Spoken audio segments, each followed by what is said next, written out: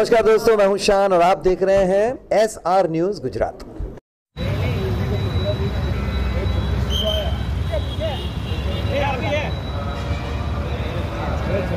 उसको आप उसकी सलाह, उसको अकेले में वो सलाह दे, उसको नसीहत अकेले में दी जाएगी तो बगावत नहीं होगी। अगर सलाह तुम जाहिर में दोगे तो बगावत नहीं होगी। तो एक इसका बगावत नहीं होगी। हमारी कौम जब भी इकट्ठा होती है हम एक दूसरे से बगावत करते हैं। मैं यहाँ नहीं हूँ आप सबके बीच में, 4 साल हुए मुझे राजनीति के अंदर पैर रखे हुए, लेकिन मैंने हमेशा यही देखा है कि एक दूसरे की गलती के ऊपर ही हम डिस्कस करते हैं। हम कहाँ से कामयाब होंगे, कहाँ आगे जाएंगे, क्या करेंगे, कैसे लड़ेंगे, उस पर कभी बात नहीं होगी। तो मैं आज ये मन से यही कहना चाहूंगी, आज यहाँ से हद करके जाएंगे कि किसी के कमी पे बात नहीं करेंगे, उसकी अच्छाई पे बात करेंगे और उसकी अच्छाई, उसकी खूबी को हमारी कौम के अंदर आगे जाने के लिए हम कैसे इस्तेमाल करेंगे, हम उस पर बात करेंगे। જે સભ્યોની નિમણૂક થાય છે એના માટે વોટિંગ કરવામાં આવે છે, તો મેં મારા જિલ્લામાંથી એવી એ કહું છું ખાસ કરીને ઇમરાનભાઈ માટે કે ભાઈ નવસારી જિલ્લામાં મને મદદ કરે કે નવસારી જિલ્લામાં જેટલા પણ મસ્જિદ છે રજીસ્ટર છે એનું મેં ઓડિટ કરાવું। बहुत बेहतरीन कही है और अपने बात सरकार तक पहुंचाने की जो ये लोगों ने कोशिश की है, ये कोशिश इंशाअल्लाह कामयाब होगी, इंशाअल्लाह कामयाब होगी। बोलो दोस्तों, आज मंच के ऊपर આપણે બધાએ એક સાથે એક જગ્યાએ અલગ અલગ ખાનદાનથી, અલગ અલગ કબીલાથી, અલગ અલગ ગામથી એક જગ્યાએ આપણે જમા થયા છે એક ફિકરના માટે કે ग्राम पंचायत में आता है जो मीठापुर के हिसाब से जाना जाता है। वहाँ मीठापुर के लोग मेरे पास आए, मैं हमारे एडवोकेट हैं जो हनीफ जैद मुंडरवाले, उनसे बात की। हमने सीधा पीआई का नाम जोड़ करके पिटीशन दाखिल कर ली, उसकी तारीख 24 तारीख को है। तो हम मुसलमान भाइयों को यही कहना चाहिए, जब जब आपके पास नोटिस आती है आप तुरंत एडवोकेट को पकड़ो और नोटिस लो। और टोटकी में भी एक बना हुआ है, उसको भी हमने तंत्र को खुले शब्दों में कहा है कि कोई भी गुस्सा के रसूल हो, को मुस्लिम समाज का विरोधी हो, को दीन का विरोधी हो, आप उससे कायदेसर कार्रवाई कीजिए। तो कहीं पे भी दूसरे देश में भी रहता है तब उनको पुलिस का संपर्क कीजिए और उस आरोपी को आप यहाँ पे गुजरात लाइए। और जैसे मुफ्ती सलमान नकवी साहब से जो भाषा की गई है, ऐसे मुद्दों में ऐसे लोगों को अटकाया जाए, क्योंकि दोबारा ऐसा कोई गुस्सा के रसूल और दीन का गद्दार नहीं बने। हम और दुनिया आखिरत के अंदर उसको बदला अता फरमाए। यहाँ पे बात हो रही है मुस्लिमों की समस्याओं की, तो जितनी भी मुस्लिमों की समस्या है उसका बेहतरीन रास्ता ये है मोमिन के लिए कि वो अल्लाह के सामने रुजू हो जाए। वो एक वाहिद और बेहतरीन रास्ता है। रही बात दुनियावी असबाबों की, तो दुनियावी असबाबों के अंदर हमारे पास 2 चीज़ें हैं। पहली चीज़ है कि तो एट्रोसिटी के अंदर पूरे देश में जब FIR दर्ज होती है तो पता चलता है कि दलितों के सामने इतना अत्याचार हुआ है। तो क्योंकि हमारे पास ऐसे कोई प्रोटेक्टिव लॉज नहीं है, तो हमें चाहिए कि हमें उसको रेकॉर्ड पे लाने का रास्ता ढूंढना चाहिए। हर एक जिले के अंदर कमेटी बना के जो कंसर्न डिपार्टमेंट है उसको लेके उसकी एक ऑफिस कॉपी जो है वो अहमदाबाद के अंदर एक कमेटी बनाए, उसको पहुंचाए और वो रिकॉर्ड इकट्ठा करके कोर्ट के दरवाजे हम लोग मारा वकीलो दोस्तों दादो मारी बातने टूंकमां मूकी कि આજે જે કોમ નિષ્ક્રિય રીતે બેસી જાય છે, ઘણી વખતે કોમ એમ કહે છે કે ભાઈ આપણું કોઈ સાંભળતું નથી, આપણી વાત કોઈ મગજમાં લેતું નથી। એવી વાત નથી, આપ નિષ્ક્રિય ન થશો। મારા વેરાવળ શહેરની વાત કરું તો આજથી 3 વર્ષ પહેલાં મારા ચોપાટી ઉપર એક જળગા તોડી નાખવામાં આવેલી અને એ જળગા ઉપર ખૂબ ધમસણ થયેલું, પબ્લિકે ખૂબ જમા થઈ ગઈ હતી। એ જળગા 2 ભાઈની કબર કહેવામાં આવતી હતી। એ અમે આજે જે SP જે બેઠા છે જાડેજા સાહેબ, એ જ SP હતા અને એ સમયની અંદર એ જળગાને વાપસ બનાવવામાં રજૂઆતોને અમે ધ્યાને લઈને જે વાત કરી અને એ જળગા ફરી પાછી બનાવવામાં આવી। બીજી અમારે દરગાહ છે એક છે આપણે નગીના મસ્જિદની બાજુમાં બંદર ઉપર, ત્યાં એક રેલી મારફત ત્યાં ઝંડો ખાલી ચડાવી દેવામાં આવ્યો। આ જ SP સાહેબ છે જાડેજા સાહેબ એની રજૂઆત કરવામાં આવી. ગામનું વાતાવરણ બગડી ગયું હતું. આજે યાસીનભાઈ ને ઇમરાનભાઈ બેઠા છે, એની ધારાસભામાં રજૂઆત થઈ હતી. એનડીટીવી ઉપર એનું ઓળો આવ્યું હતું. 38 જણાને ખાલી ગેર મુસ્લિમોની ધરપકડ થઈ એક તરફી. અને આપ રજૂઆત કરો તો એવું કંઈ નથી કે કોઈ નથી સાંભળતું, બધાય સાંભળે છે. આજે જ અમારા વેરાવળ શહેરની અંદર જે હાજી મંગરોળી બાબા છે, બીજા 3-4 દરગાહો છે, 7 વિલાર છે, માઈ પૂર્ણિમાની દરગાહ છે, કબ્રસ્તાન છે, એ બધી આપણે ટીવી ઉપર જોયું હશે. તો આજે આપણે જે રજૂઆતો કરીએ છીએ ને, આજે ઉલમાએ હિંદ એનું કેસ પણ લડી રહી છે. 16 તારીખ છે સેશન સુપ્રીમ કોર્ટમાં ને હાઈકોર્ટમાં છે 24 તારીખ. તો તમે તાકાતથી તમે લડો કાયદાકીય રીતે અને ગ્રાઉન્ડ ફ્લોર ઉપર પણ, તો બધું સાંભળે જ છે. અને આપણે નાસીપાસ થઈને બેસી ન જઈએ.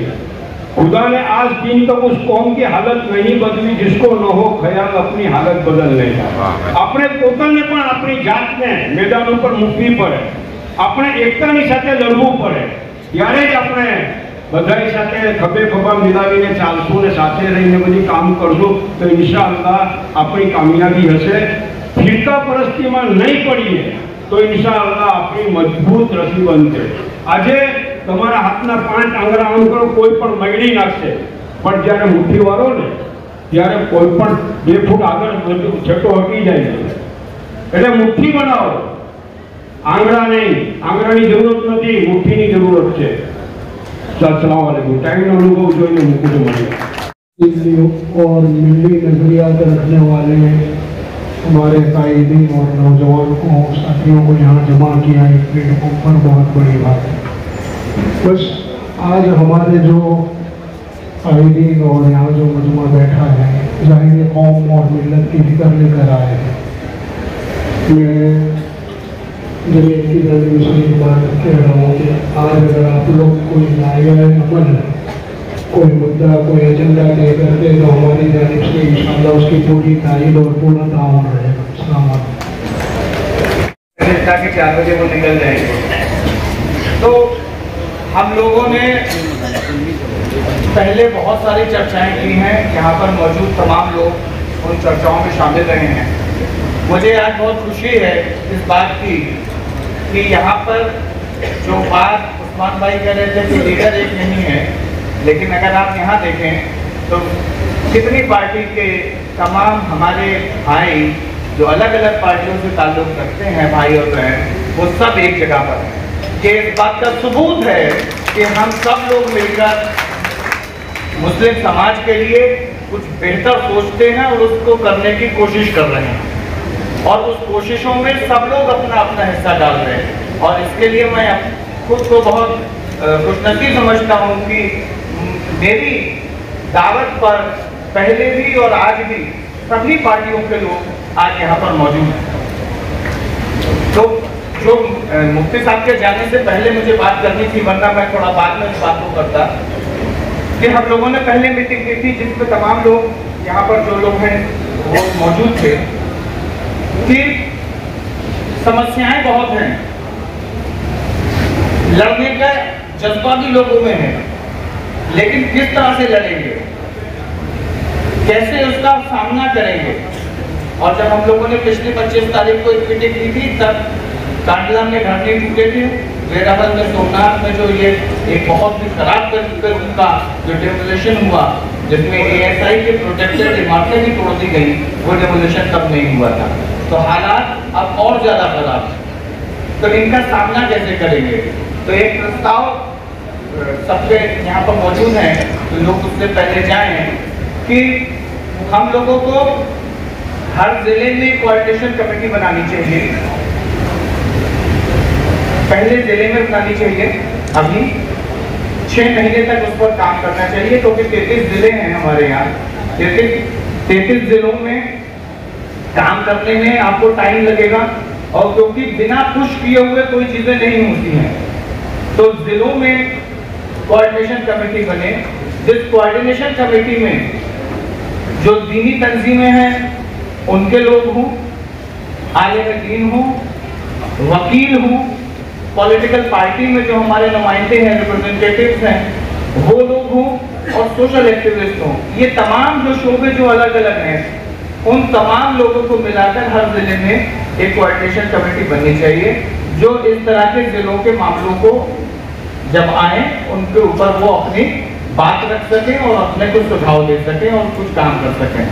ऐसे ही कुछ इसकी एक स्टेट पर कोऑर्डिनेशन कमेटी हो, जिस तरह के लोग यहाँ मौजूद हैं, आप देख रहे हैं यहाँ पर तमाम वो जो शोबे हैं उस तरह के लोग यहाँ पर मौजूद हैं, ये सब लोग उसमें शामिल हों और ये हम लोग 6 महीने तक जिलों में कोऑर्डिनेशन कमेटियां बनाने की कोशिश करें और जब जिलों का काम पूरा हो उसके बाद जिलों से नीचे तालुका में जाने की कोशिश करें, लेकिन अभी तालुका से पहले जिले पर अपना फोकस करें और 15 से 20 लोगों को आइडेंटिफाई करके हम लोग उसका करें।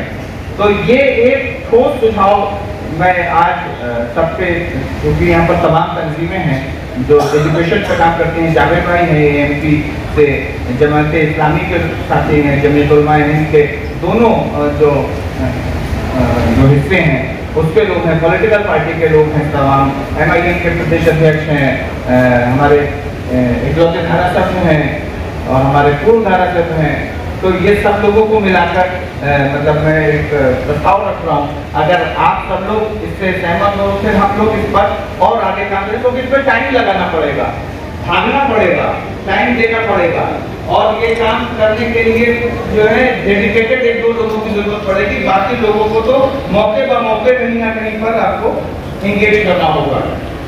यूसुफ भाई हैं हमारे साथ जो पूरे गुजरात में जब भी होता है तो फोन करके लोगों को, सोते हुए लोगों को जगाते हैं, रात को 12 बजे भी फोन करके जगाते रहते हैं। तो इन सब लोगों को मिला के कमेटी बने और जिलों में कोऑर्डिनेशन कमेटी बने। तो अगर इस प्रस्ताव से हमारे स्टेज पे जो तंजीमों के लोग हैं अगर वो इससे सहमत हों तो फिर जनता की राय इस पर ली जाए। सहमत हैं अगर लोग तो उस पर हाथ उठाकर करें कि इस तरह के हम जो है जिले में कमेटियां बनाएं और उसको एक गुजरात लेवल पर, ताकि इस तरह के जो मसले हैं उनको एड्रेस हो। दूसरा एक बहुत इंपॉर्टेंट मसला मुझसे इकबाल भाई यहाँ मौजूद है कि जिस तरह के डेमोलिशन हुए, सोमनाथ का जो भी डेमोलिशन हुआ उसमें आर्कियोलॉजिकल साइट तोड़ दी गई। तो आर्कियोलॉजिकल साइट तोड़ने से हमारा जो एक हिस्ट्री थी, जो हम कहते हैं 400 साल की हिस्ट्री थी, 600 साल की हिस्ट्री थी, वो एक खत्म हो गई। तो मैं एक सवाल आप तमाम लोगों से के बीच में पूछता हूँ, जैसे आपने सुना होगा कि झीलों का शहर कौन सा है इंडिया में? उदयपुर। झीलों का शहर कौन है? उदयपुर। इधर से जवाब आया, उदयपुर झीलों का शहर है। ठीक। पिंक सिटी कौन सा है? उदयपुर। मस्जिदों का शहर कौन सा है? और बताए कोई? अहमदाबाद बताया। और कोई बता, सोच ले। और मस्जिदों का इलाका चांपानेर, जो मस्जिदें बंजर है वो चांपानेर। मस्जिदें बंजर नहीं, मस्जिदों का शहर कौन सा कहलाता है? जैसे हम कहते हैं city of lakes Udaipur, Lucknow नहीं। हाँ चाहा इंडिया, लखनऊ नहीं। और बताइए कोई? भोपाल नहीं। और हिंट सुन लीजिए, वो गुजरात में है। पाटन नहीं, धनबाद नहीं। अरे गूगल कर लेते, एक गूगल बता देता भाई। और हजरत जो हमारे साथ बैठे हैं, जो बहुत स्ट्रीट फाइटर हैं, असलम भाई, उनके शहर में वो जगह है रांदेर जो जगह है वो मस्जिदों का शहर है हिंदुस्तान का। 1 किलोमीटर में 60 मस्जिदें हैं। आप गूगल करिए अभी, जो लोग गूगल इस्तेमाल करते हैं। और हमको नहीं पता है, मुझको भी नहीं पता था। मुझको विदेश में बैठे हुए एक पत्रकार ने मुझसे पूछा, एक पत्रकार ने, एक गैर मुस्लिम पत्रकार ने मुझसे पूछा कहाँ है, बोले आपके स्टेट में। तो मैं भी पाटन और अहमदाबाद में झूम रहा था, लेकिन वो रांदेर पहले अलग था, अभी तो सूरत का हिस्सा हो गया है कॉर्पोरेशन का, तो रांदेर है। तो हमारे पास कितना हेरिटेज है, मतलब हिंदुस्तान में इस्लाम की जो तारीख होगी गुजरात की, वो कितनी पुरानी हो गई। भोपाल में जो मस्जिद है 600 साल पुरानी है। उसका मुंह किधर है? तो आप समझिए कि इस्लाम की शुरुआत के दौरान से गुजरात में इस्लाम था। काबे को जब घोषित किया गया, अनाउंस किया गया, उससे पहले से यहाँ पर मस्जिद थी। तो हमको अपने हिस्ट्री को प्रिजर्व करना पड़ेगा और उसको बचाने के लिए मैंने जो सोचा, कुछ लोगों से बात की है, आपके सामने रख रहा हूँ कि इन सारे जो हमारी जो हिस्टोरिकल है, जो मस्जिदें हिस्टोरिकल में जितनी भी मस्जिदें हैं, जितने मज़ार हैं, जितने कब्रिस्तान हैं, इनको डिजिटलाइज कर लीजिए। ये ऐसे एक एक करके खत्म कर दिए जाएंगे और बाद में हमारे पास अपने बच्चों को बताने के लिए तारीफ नहीं रहेगी कि यहाँ पर कभी इस जगह पर कुछ चीज थी। तो मैं यहाँ पर जितने लोग हैं उनसे ये चाहता हूँ कि मुझे आप सब लोगों की मदद की जरूरत होगी। हम लोग बाद में इसका टेलीफोन, सबके पास मेरा टेलीफोन नंबर है, आप लोग एक बार बाद में मुझे फिर से परेशान कीजिए ताकि हम आपको बता पाए। अपने फॉर्मेट में शायद भरा होगा, अभी हम लोग उसको एनालाइज करेंगे कि किसने क्या लिखा है। तो आपका हिस्सा क्या होगा? मुझे बहुत अच्छी बात लगी, हमारे गांधीनगर के हमारे सीनियर उन्होंने कहा कि मैं खुद से 5,000 रुपये देता हूँ। बात 5,000 की नहीं है, बात उनके जज्बे की है कि मैं अपना फाड़े से शुरू कर रहा हूँ और करें, क्योंकि कोई भी चीज़ करने में बहुत सारा चीज़ें खर्च होती हैं। अब इस हॉल को ही करने में बहुत सारे पैसे लगते हैं, लगभग 1,20,000 के घाटे में है अभी, मतलब घाटे मतलब आया ही नहीं है। तो वो करने में पैसा लगता है। और फिक्रमंद लोग, साल में माइनॉरिटीज पर कितने हमले हुए या ऐसी कौन सी घटनाएं हुई जिनका असर मुसलमानों पे और माइनॉरिटीज पे पड़ता है। इसमें हम माइनॉरिटीज को शामिल करते हैं, सिर्फ मुसलमान नहीं, माइनॉरिटीज में क्रिश्चियन भी हैं, तो उन पर कितने हमले हुए। तो पिछले साल हमने 2022 में ये रिपोर्ट एक निकाली थी, 2023 की रिपोर्ट अब निकालना है क्योंकि इलेक्शन बीच में था, तो इलेक्शन के टाइम हमने रिपोर्ट नहीं निकाली थी। ये रिपोर्ट, इसकी जो पिछली रिपोर्ट है, इसकी पिछली रिपोर्ट पूरी दुनिया में रिसर्चर्स के लिए एक डॉक्यूमेंट है। आज भी वो रिपोर्ट कोट की जाती है कि गुजरात में अल्पसंख्यकों पे कितने हमले हुए। तो 2023 की रिपोर्ट आज आपके सामने है। इसको PDF में हम आप सबको भेज देंगे क्योंकि प्रिंट का टाइम नहीं था, ये कल रात को फाइनल हो पाई है। ये अगर सम्मेलन नहीं होता तो शायद फाइनल होने में और टाइम होता। और 2023 में जो घटनाएं हुई हैं जिनका असर माइनॉरिटीज पे पड़ता है, वैसी 123 घटनाओं का जिक्र इसमें है और ये तारीख के हिसाब से इसमें घटनाएं हैं।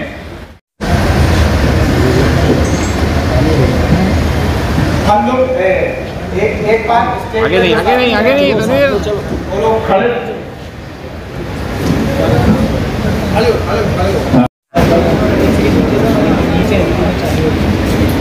पीछे आजा भाई, शहबाज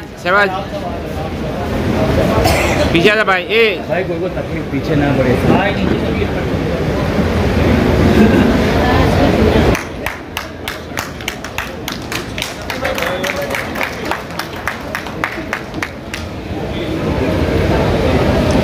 रफीक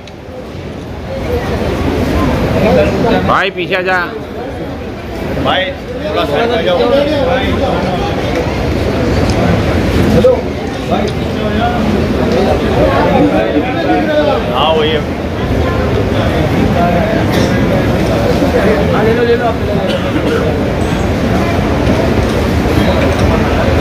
ले लो भाई, एक मिनट लगा लूं। बोले रोल करें भाई। ठीक है मुजाहिद भाई, क्या कहेंगे आज के प्रोग्राम के लिए आप? आज गुजरात के मुसलमानों का एक महासम्मेलन अहमदाबाद में मुनक्किद हुआ। इस सम्मेलन में गुजरात के सभी ज़िलों से बड़ी तादाद में लोग आए और लोगों ने अपने अपने जो ज़िलों में मुसलमानों के सामने आने वाली समस्याओं के बारे में अपनी बात रखी और सब ने मिलकर इस सम्मेलन ने एक प्रस्ताव पास किया कि हम लोग जो हमारी विरासत है, हमारे धार्मिक स्थान हैं, मस्जिद हैं, दरगाहें हैं, कब्रिस्तान है, उसका डिजिटलाइजेशन कैसे करें उसको हम लोग कैसे अपने पास महफूज रखें, इसके लिए प्रस्ताव रखा गया। प्रस्ताव सर्वसम्मति से पास किया गया कि हम लोग अपने जो विरासत है उसको महफूज करने के लिए डिजिटलाइज करेंगे। दूसरा कि तमाम मसले होते हैं, इन मसलों में किस तरह से हम लोग सवालों को एड्रेस करेंगे, इसके लिए हर ज़िले में कोऑर्डिनेशन कमेटी बनाने का सबने सर्वसम्मति से प्रस्ताव पास किया कि हर ज़िले में कोऑर्डिनेशन कमेटी बनाई जाएगी और ये कोऑर्डिनेशन कमेटी गुजरात में एक कोऑर्डिनेशन कमेटी होगी जो इन सारे मुद्दों को ज़िले से लेके देश तक और सुप्रीम कोर्ट से लेके निचली अदालतों तक हम इन सारे मुसलमानों के सवालों को, माइनॉरिटीज़ के सवालों को लेकर आगे बढ़ेंगे। अच्छा, इसमें सभी पार्टी, कांग्रेस, AIMIM, आम आदमी पार्टी, SDPI, सभी के नुमाइंदे यहाँ पर मौजूद हैं? इसमें लगभग सारे पॉलिटिकल पार्टी से जो ताल्लुक़ रखते हैं उन लोगों के लोग थे और चूँकि ये मुस्लिम समाज का सम्मेलन था तो सारे लोग अपने मुस्लिम आइडेंटिटी के साथ यहाँ आए थे, पार्टी पॉलिटिक्स या पार्टी आइडेंटिटी के साथ नहीं थे। इसलिए यहाँ पर जो मौजूदगी थी उसमें सभी पॉलिटिकल पार्टी से ताल्लुक़ रखने वाले लोगों की रही। अच्छा, इसके अलावा एक रिपोर्ट भी पेश की गई थी यहाँ पर एक आपकी। MCC हर साल गुजरात में कितने माइनॉरिटीज़ के ऊपर, मुसलमानों के ऊपर, माइनॉरिटीज़ के ऊपर कितने हमले होते हैं जिनसे वो प्रभावित होते हैं, हम लोग एक रिपोर्ट बनाते हैं। 2023 में कितने हमले हुए, ऐसे कौन सी घटनाएं हुई जो प्रभावित करती हैं, उसकी रिपोर्ट हमने एक बनाई है। निशाने पर उसको रिलीज़ किया गया और इस रिपोर्ट में एक साल में जो ऐसी जितनी घटनाएं हुई वो 123 घटनाएं हुई हैं जिसमें डायरेक्ट हमले से लेकर कोर्ट में जो परेशान करने वाली बात है, क्योंकि एक कोर्ट में पिटिशन की गई कि चिकन के ऊपर बैन लगाया जाए, चिकन को स्लॉटर हाउस अलॉट किया जाए। तो इस तरह से परेशान करने वाले भी काम जो जिनसे मुसलमान परेशान हो सकता है, ये सारे इश्यूज उसमें हैं। 123 कुल घटनाएं हुई। नफीस भाई, आज खास करके क्या मुद्दा रहा और किस बात पे चर्चा हुई है? हम लोगों ने चर्चा की कि मुस्लिम समाज किस तरह से अपने मुद्दों को लेकर आगे बढ़ेगा, उसको कैसे एड्रेस करेगा। इसके लिए हर ज़िले में कोऑर्डिनेशन कमेटी बनाने का निर्णय हुआ है। हर ज़िले में कोऑर्डिनेशन कमेटी बनाई जाएगी, राज्य में बनाई जाएगी, ताकि वो तमाम मुद्दों को एड्रेस कर सके। रावल का डेमोलेशन का मामला भी कुछ था, मतलब उसका लेके चर्चा या वगैरह? डेमोलेशन, पूरे तौर पर डेमोलेशन जो है इलीगल हैं, इसकी बातें लोगों ने अपने बातों में कही कि डेमोलेशन के खिलाफ लड़ना चाहिए और कैसे हम अपनी चीज़ों को डिजिटलाइज करें, अपनी विरासत को कैसे हम सहेज के रखें, इसके लिए भी हम लोगों ने तय किया कि हम अपने सारे विरासत को डिजिटलाइज करेंगे। जैसे नबी के मुद्दों, नबी के शान में जो गुस्ताखी हो तो उस पर भी काफ़ी लोगों ने कहा कि इस पर भी कुछ ना कुछ करना चाहिए, तो MCC की ओर से आगे क्या इस पर रहेगा? नबी के गुस्ताखी के ऊपर लोगों ने अपनी बात रखी, लोगों ने अपने एप्लीकेशंस जो दी हैं उन्होंने बताया और ये तय हुआ कि किसी भी तरह के धार्मिक आस्था के साथ छेड़छाड़ का अगर कोई प्रयास होता है तो उस पर MCC पूरी तौर पर सड़क पर, कोर्ट में, जहां भी संभव होगा वहां पर खड़े होकर लड़ाई लड़ेंगे। क्या ये आज जो ये क्रिएट करा जा रहा है ऐसा माहौल कि सरकार द्वारा सबको डराया जाए और लोग निकल के सरकार के सामने ना आए? ये माहौल तो बहुत पहले से है और इसके सामने हम लोगों ने लड़ाई लड़ी है। इंशाल्लाह आगे भी इसके सामने लड़ाई लड़ेंगे। हम लोगों के हक के लिए मजलूमों के साथ खड़े हैं और आगे भी खड़े रहेंगे इंशाल्लाह। प्रोग्राम के बाद कुछ रिजल्ट देखने को मिलेगा, क्या कुछ लगता है? हम लोगों की ये कोशिश है कि ये प्रोग्राम आखिरी प्रोग्राम ना हो, इसीलिए सम्मेलन ने तय किया है कि ज़िलों में कोऑर्डिनेशन कमेटी बनाई जाएंगी, तो निश्चित तौर पर आने वाले टाइम में आपको इसके और गहरे असर देखने को मिलेंगे। भाई, ये जो समाज है हमारा मुस्लिम समाज, पॉलिटिकल पार्टी का यहाँ पर कोई जिक्र नहीं, हम मुसलमानों के सवाल पर सब लोग एक आवाज़ हों, इसकी हमने अपील की है और इसमें हम कामयाब हुए। मुस्लिम समाज को कुछ फायदा होगा? मुस्लिम समाज को कुछ फायदा होने वाला है? बिल्कुल, हम सब लोग भाजपा के साथ जो लगा हुआ है मुस्लिम समाज, नहीं, ये पॉलिटिकल सवाल की कोई चर्चा नहीं हुई कि भाजपा के साथ कौन है, कांग्रेस के साथ कौन है। हमने मुसलमानों के सवालों पर सब लोगों को इकट्ठा होना चाहिए, पार्टी के बैनर के अलावा इकट्ठा होना चाहिए, इसके लिए हम लोगों ने तय किया। नमस्कार, मैं हूं रवि दुबे और आप देख रहे हैं SR news Gujarat. Like, subscribe and share. अगर आपको हमारी बताई गई खबरें अच्छी लगे तो उसे लाइक करें, शेयर करें और सब्सक्राइब करें। और हाँ, अगर आप हमसे जुड़े रहना चाहते हैं तो हमारी SR न्यूज़ गुजरात चैनल को सब्सक्राइब करें और बेल आइकन दबाना न भूलें ताकि हम सदा आपसे जुड़े रहें और आप तक नई नई खबरें पहुंचाते रहें।